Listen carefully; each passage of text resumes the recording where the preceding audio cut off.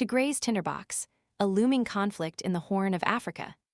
The fragile peace in Tigray, the northern Ethiopian region ravaged by a brutal 2-year conflict, has shattered.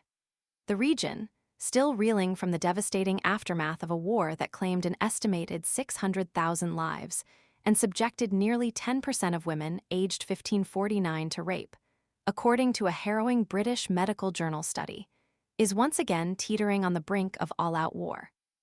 This time, the conflict threatens to engulf not just Tigray, but potentially ignite a wider regional conflagration, drawing in neighboring Eritrea and further destabilizing the Horn of Africa. The immediate trigger for the escalating crisis is a power struggle within Tigray itself. Getachew Reda, the interim president, attempted to dismiss 3 senior military commanders, accusing them of a coup attempt. This audacious move backfired spectacularly. Reda has since fled, leaving a power vacuum and prompting a seizure of control by a rival faction. The internal fighting, already fraught with violence, has introduced a new layer of instability to an already precarious situation. The echoes of the recent conflict resonate deeply. The scars on the landscape and the collective trauma etched into the memories of the Tigrayan people serve as a stark reminder of what's at stake. The turmoil within Tigray is unfolding against a backdrop of heightened tensions between Ethiopia and Eritrea. Although ostensibly allies during the Tigrayan conflict, the relationship between these neighboring countries is deeply strained. At the heart of the discord lies Ethiopia's Prime Minister Abiy Ahmed's unwavering ambition to regain access to the Red Sea, a lifeline lost when Eritrea seceded in 1993. This yearning for a seaport is not simply a matter of trade and economics. For Abiy, it is a matter of national pride and existential necessity. With a population exceeding 130 million, Ethiopia is the world's most populous landlocked country, a geographical reality that significantly hampers its economic development and international standing. Abiy's ambition has manifested in several ways. He's explored possibilities with Somaliland, another breakaway state, highlighting the desperation driving his pursuit of Red Sea access.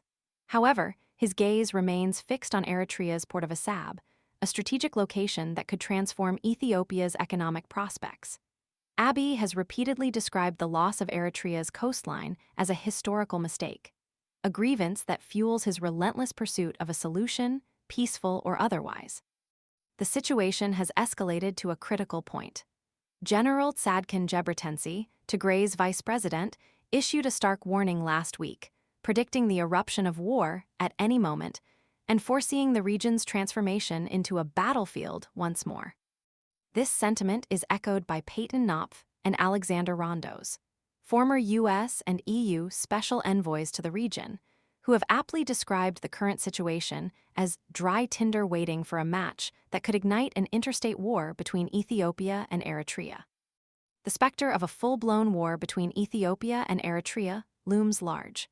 While Abiy insists that Ethiopia has no intention to invade Eritrea to gain Red Sea access, his words ring hollow amidst the escalating military movements. Ethiopian tanks and troops have been deployed to the Eritrean border, a clear indication of military preparedness, if not outright aggression. Abiy's claims of pursuing a peaceful, commercially viable solution through give and take feel inadequate in the face of such tangible military actions.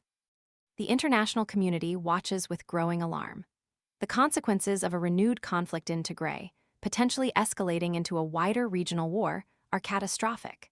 The humanitarian crisis would deepen exponentially, potentially resulting in a new wave of displacement, famine, and widespread human rights abuses. The already fragile stability of the Horn of Africa would be shattered, potentially triggering a cascade of regional conflicts with devastating global implications. The path forward requires immediate diplomatic intervention. International pressure must be brought to bear on all parties involved, urging restraint and promoting dialogue. A peaceful resolution is paramount, demanding a commitment from all sides to de-escalate the situation and prioritize the well-being of the people of Tigray and the wider region. Failure to act decisively could plunge the Horn of Africa into another devastating cycle of violence, with far-reaching consequences that would be felt for generations to come. The tinderbox is primed. The question now is whether the international community can prevent the spark that would ignite another devastating conflict.